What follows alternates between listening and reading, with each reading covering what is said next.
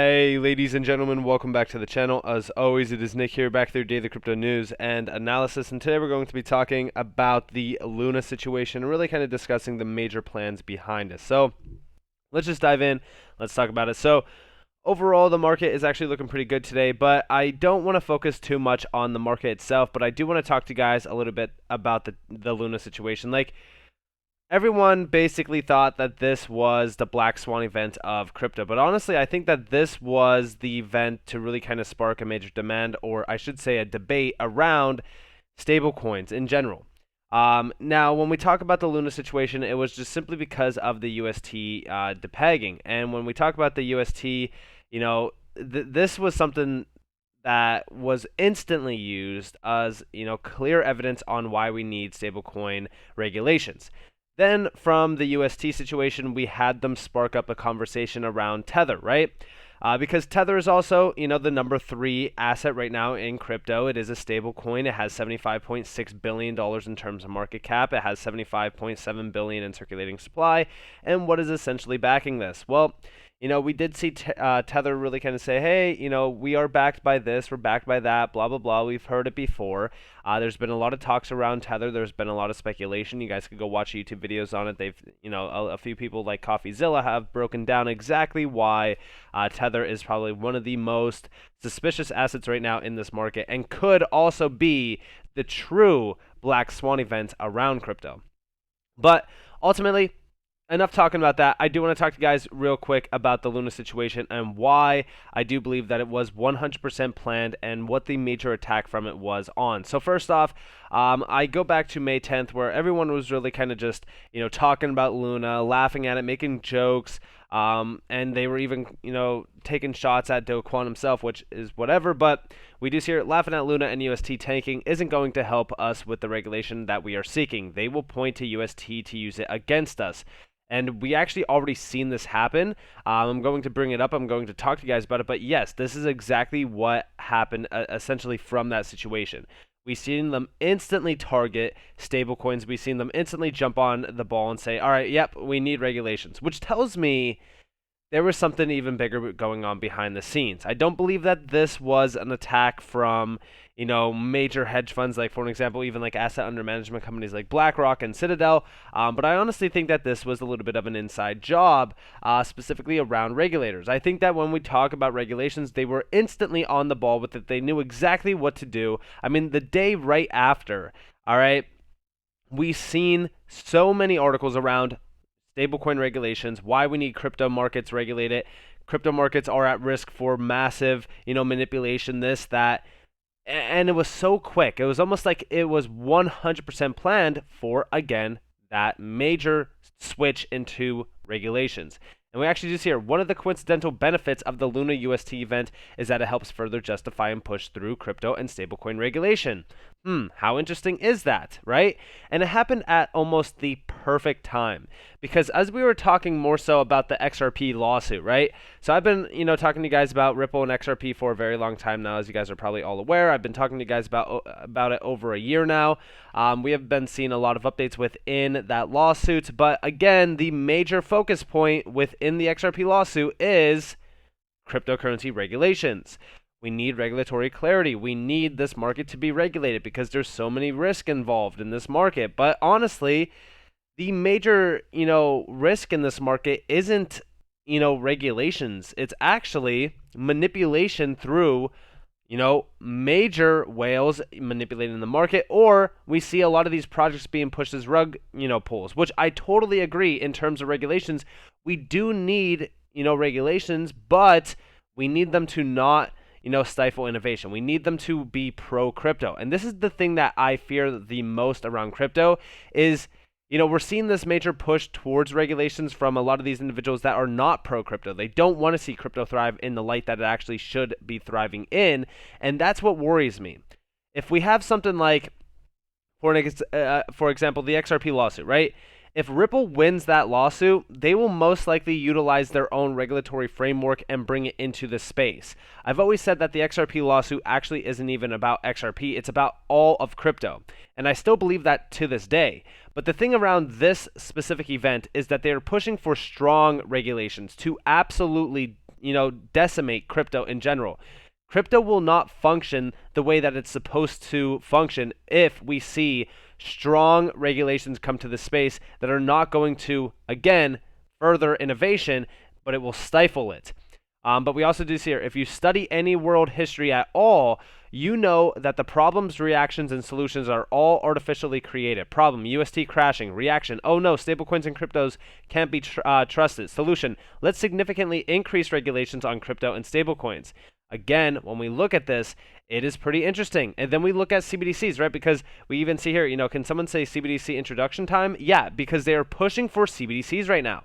We've seen them go from talking about, oh, let's see if we could have a stablecoin that is going to essentially work as a CBDC, which USDC would have been that choice. If you guys don't know, USDC is also number 4 right now with a market cap of $51.1 billion.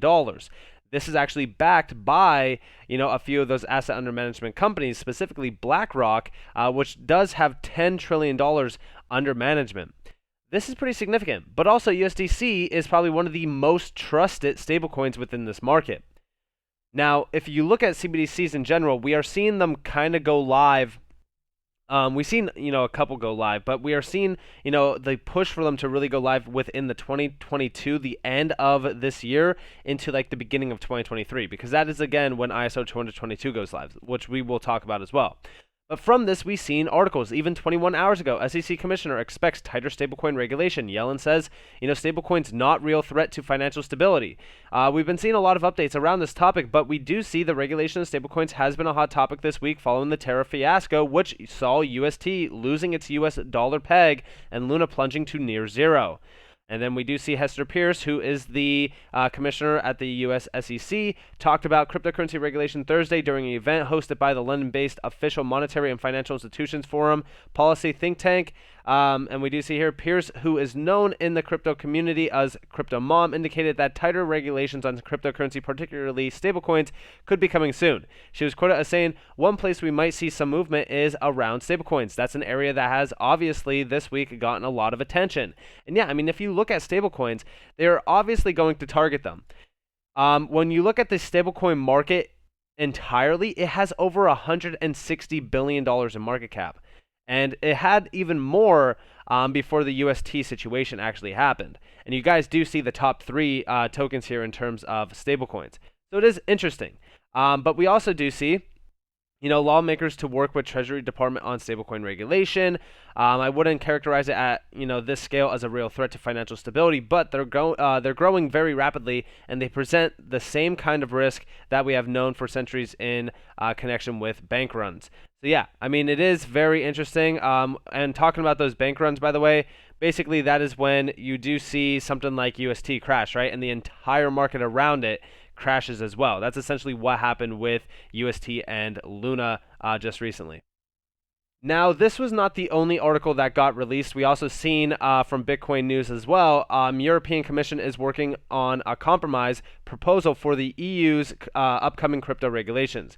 Again, we are seeing a lot of talks around regulations specifically outside of the U.S. right now because, again, the U.S. is kind of just dragging their feet around with this SEC lawsuit on, Ripple. Yes, they have been talking about regulations, but they don't really have a clear plan just yet. I know Congress has been trying to regulate crypto, and they've been trying to move on, formulating a group around this.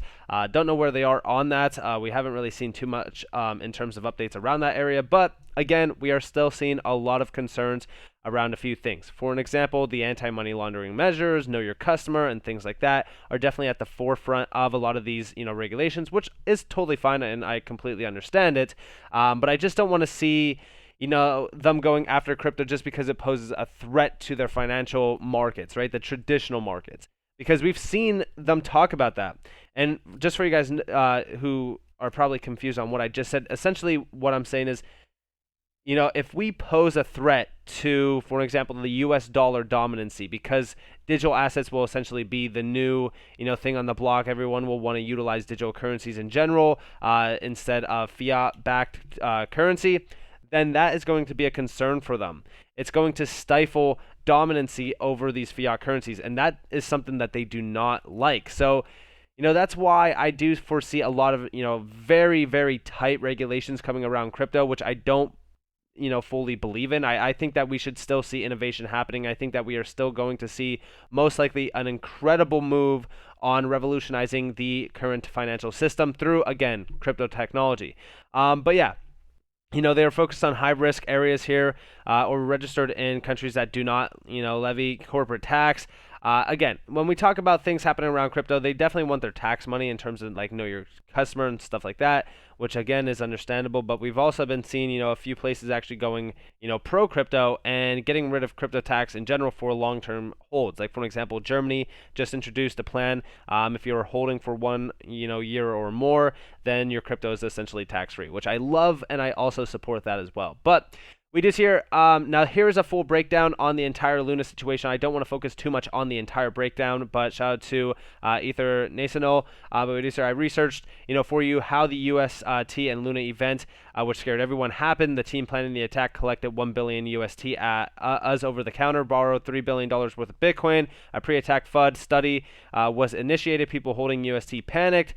Things have sparked. The team started selling their $3 billion worth of Bitcoin. After the start of the selling wave in Bitcoin, they expected Luna to draw liquidity from Curve, and thus the attack began. All liquidity in Curve pool cleared by $350 million. But yeah, when we look at this, all we really need to do is come down to this. So who was behind the Luna UST attack? Because I've talked about it multiple times. If you guys want to learn more about the attack, you guys can go watch my other videos on Luna. But we do see here, a few suspects: Justin Sun, Citadel, and then we do see here, we see Secretary Yellen.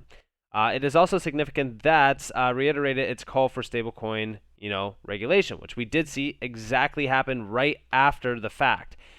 Could this have been an inside job from, again, the regulators? 100%. I don't think that people are looking at that right now at all. I think everyone's just kind of looking at Citadel or BlackRock or, this or that, because, again, there is some conflict of interest. For an example, like a lot of them did invest into USDC. We've seen I think it was like $400 million from BlackRock and like Fidelity, really just kind of jumping right into USDC and backing it and really exploring more, pro crypto use cases, which is pretty interesting at the time. But again, we don't know who exactly was behind this attack. But a lot of people were, really speculating on where is this, what actually happened around this attack. Why was, Luna and UST attacked? In my opinion, it was to push for regulations because, guess what?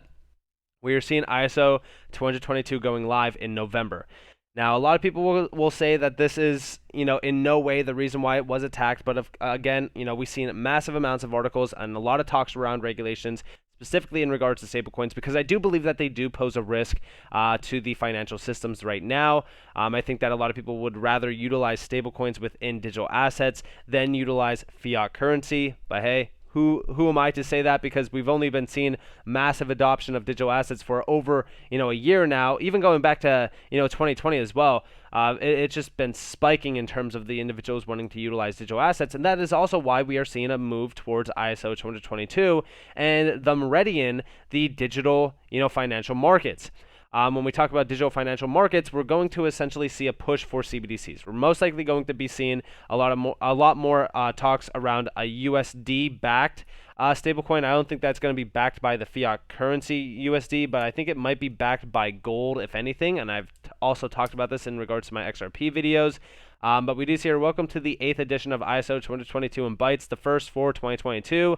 As we continue supporting our community with ISO 222 go live for cross-border payments and reporting and coexistence starting from November with 9 months to go. This is a key year for all of us as our community engages in preparation, testing, and the transition to live activities. Now, a lot of people speculate that ISO 222 is going to be extremely bullish for crypto. It's going to allow for, ISO 222 tokens to absolutely go parabolic, blah, blah, blah, whatever. In my opinion, I don't think that that is exactly the case. I think that when we talk about ISO 222, it's going to open the door for these assets to fully be utilized in real-world use cases. And I think that that's going to be the major shift within this market going forward as well. I think that once we do see a clear regulatory path within crypto that is not stifling innovation, it's actually furthering innovation, I think that that's when we do usher into a utility-driven market where we will see a lot of these utility tokens, specifically ISO 222 tokens as well, get a large amount of value driven through them. We look at XRP as a bridge currency. We look at XDC as digitizing the trade finance area. And there's a few other tokens like Algo, IOTA, API3 and stuff like that are possible ISO 2022 tokens, but a lot of them are fairly significant. But a lot of this is all focused on high value payment infrastructures. And I think that this is going to be pretty significant when we do see this go live. A lot of people have been speculating, like I've said, about ISO 2022. Shout out to Utility Theory for this. But we do see here the new standard will add significant value as it enables current schemes to evolve into instant payment schemes. Payments less than 10 seconds, no more than 5 to 7 days. Additional payments information, improved tracking and transparency. Instant payment rails will be established. And yeah, I do think that when we talk about instant payment rails, specifically around ISO 2022, I think that a lot of the things that are leading up to this date is the push for digital assets to have clear regulatory structures behind them. I also think that this is why Luna and UST was fully attacked. I think that it was to really kind of give a clear guidance on the next major stepping stone within this market, which is stablecoin adoption, and then not stablecoin adoption, stablecoin regulations for stablecoin adoption, and then we will most likely see digital assets gain regulatory clarity as well. That's when we do see a major shift within the crypto markets. But yeah, I think all of this is definitely to welcome in ISO 2022. Do we know that all of this is going to be focused on crypto? Not exactly. We could speculate a little bit. We do know that there's a lot of ISO 2022 tokens in general. We do see Ripple here being at the forefront. At the bottom here, we do see Telcoin, Algorand. We even see LCX, Quant, Alliance Block. There's so many here. But yeah, I think that when we talk about the roots going forward in terms of the future of finance and things like that, I think it's going to be focused on crypto technology as well. I think that when we talk about DLTs specifically, distributed ledger technologies, those open the doors for some incredible efficiencies around specific payment rails and payment technology, leading to again instant settlement. We do see extremely low cost fees to transact. I mean, honestly, the efficiencies are incredible compared to the legacy systems of today, even with pushed updates. So when we talk about things happening right now around crypto, I would say that we are seeing attacks happen to push for the regulatory structure. I think that it's all one big massive plan. I think that we're on center stage right now, really kind of seeing things unfold before us. Again, is this speculation? It is, but we've been seeing a lot of things kind of leading towards that main situation, which is just regulatory discussions and regulatory attacks happening around crypto. So with that in mind, I hope that you guys enjoyed this video. If you guys did, definitely leave a like, subscribe, turn notifications on if you guys want more free content.